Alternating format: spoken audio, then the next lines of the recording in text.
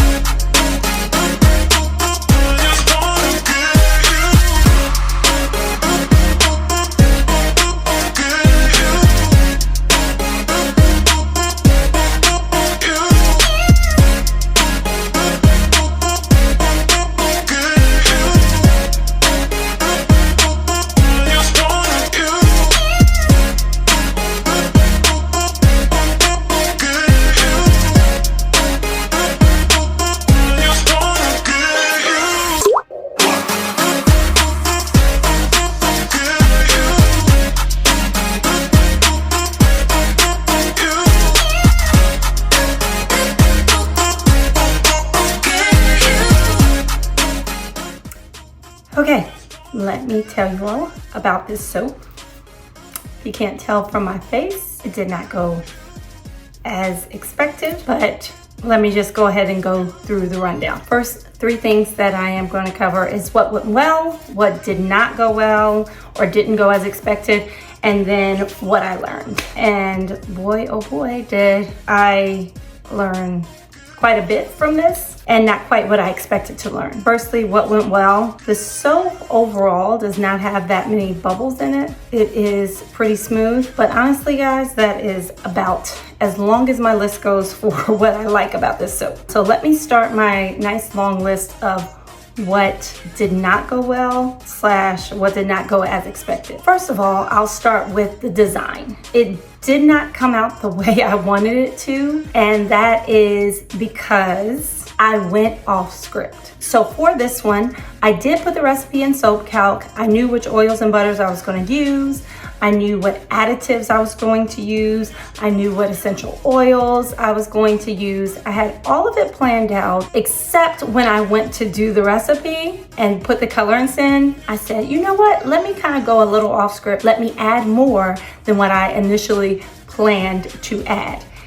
And because of that, I ended up with a brown that was a little deeper than what I needed it to be. I also ended up with a blue that came out much darker than I wanted it to be. I was going for more of a denim color, so a little bit deeper of a blue, but not too deep. This, I can't even tell it's blue. And because the brown is so dark and the blue is so deep, it really did not create the visual effect I wanted it to. So that deals with the colorants. The other thing that I do not like about the way that it looks is I have a bit of, not a lot, but a bit of ricing at the bottom that I can tell. I'm not sure if the other colors have ricing, but definitely at the bottom I can tell. And that came from me adding the essential oils. I believe it just kind of reacted to the soap batter in a way that caused ricing. And I've had ricing happen with one other soap, and it happened to be the soap that included clove oil, just like this recipe. So I'm not sure if it's something I'm doing wrong with the clove oil. It's worth me looking into. When I went to cut it, it was not even hard. It definitely should have been hard enough for me to cut at this point, which made for the bottom edges to be a little mushy looking, not nice and clean like I would want the soap bars to look. Another thing that I really did not like about this soap, speaking of clove oil, is the scent. It did not come out the way that I wanted it to. So for this recipe, I included orange oil, clove oil, and cedar wood. Part of my reason for choosing that combination is because fall is approaching. I like to have something that has kind of a fallish scent, and clove and orange especially are good for that. So I wanted this to be one that by the time it cured, it'll be nice and ready for me to use / give away come the fall. But needless to say, I am so unimpressed with how this came out that I will not be giving this away. In fact, the scent of it, it's not that it's horrible, it's just I really don't like it. It is very clove heavy in comparison to the other 2 oils. Now they should be ideally coming together as a top, middle, and base note to have a nice cohesive smell, but it does not do that. So what I learned from this, several things. As I told you all, I wanted to test out some colors. So I wanted to test out the brown to fulfill my son's soap request. I did learn a little bit from that. Like because I know how much I used in this recipe, I know that I should scale back a little bit from that to get the appropriate shade of brown. I also learned not to go off script by as much as I went off script. I did a lot more than I intended to do initially for the blue and got a result that I did not want to get. And just so you all know, for this, you probably won't see this soap ever again. And I'm speaking to my family and friends who might be watching this. I'll probably cure it, let it sit on my soap rack, and just leave it. Maybe the scent will change a little bit. Maybe once it's fully cured, then I might decide to make it look a little more pretty. If it smells better, I might use it, might not. But I will say that each soap experience is one that teaches me something new and gives me even more expertise that will help improve other soaps that I do in the future. It gives me also a little more confidence to be able to try different things. So that's good as well. So it wasn't a total wash, but overall, I do look at this as a soap fail. This is not one that I would consider a success. But what do you think? If you are a fellow soaper and you've had any experience that's similar to this, and you found a way to circumvent the difficulties that I had with this soap, please share. What tips do you have? Any suggestions you have for any of the hurdles that I encountered with this particular soap? Please share them in the comments below. And if you have not already done so, please like this video and please subscribe to my channel. Thank you so much for watching. Until the next video, bye-bye. Okay, so let's see how this soap works when it comes to lather.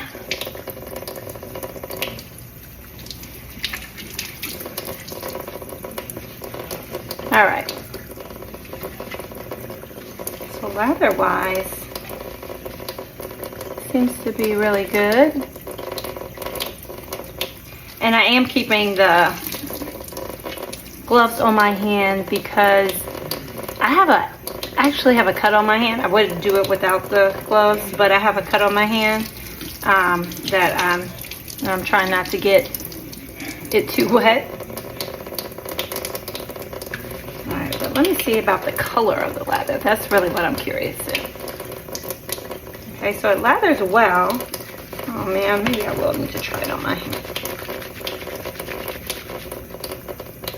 All right, it's not too impacted. It doesn't look too brown. It doesn't look too blue. So that's good. You can get a clearer picture of what it will look like once it is used in the shower. Okay, so nice lather. Still doesn't change my opinion about it too much because I still didn't, I don't love the scent, that strong clove scent, or clove dominant scent. Here, let me take the glove off of the hand that I'm not, that does not have the cut on it. So there we go. All right, that's better. What's interesting is that at the outside of the brown, it's actually a deeper brown than the inside. I noticed it a little earlier, but definitely as I'm washing my hands and putting it under water, then I can tell.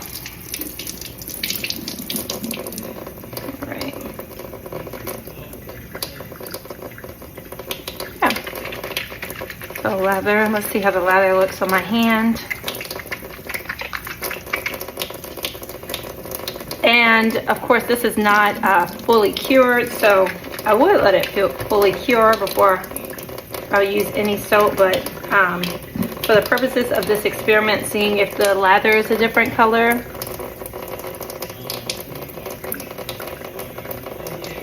not really. I think I see a little bit of a tint of, can't tell if it's brown or the blue, but not really that much. All right, so I'm sliding my finger across the blue part only, the indigo part only. And, oh, you can't really see there. Oh, you can kind of see. See how it looks a little grayish? Okay, so the tint that I'm looking at, the very faint tint that I'm seeing is likely from that. Let me try with just the brown. So I'm just rubbing the top of the soap on my hand to see if I can see any. I don't really see anything. It might be a little brown, but not really. It's not anything where I think it would stand out or you would even need to give a heads up to anybody about, because it's not like it will ruin their shower. Of course, because it hasn't cured yet, then it's super soft, so it's just kind of melting away under the water. Which again, I don't mind because this is kind of ending up being more of a tester soap than anything. So yeah, so I think we get a good picture of, at least for those oils and butters that I use, they do produce a nice lather. All the lye water is not evaporated out of it yet, so I wouldn't use the soap right now, other than for the purpose that I'm using it for now, which is just kind of showing the color of the lather and experimenting with it. I just have it on this one hand. And in case any of you are curious, no, it does not smell like chocolate. My son was very curious with that when he saw us putting cocoa powder in the soap. But yeah, no, it does not smell like chocolate. Especially with the essential oils, I wouldn't be able to smell it anyway, but since I did put quite a bit of the brown in there, for any inquiring minds, nope, can't smell it at all. So yeah, that's what we ended up with.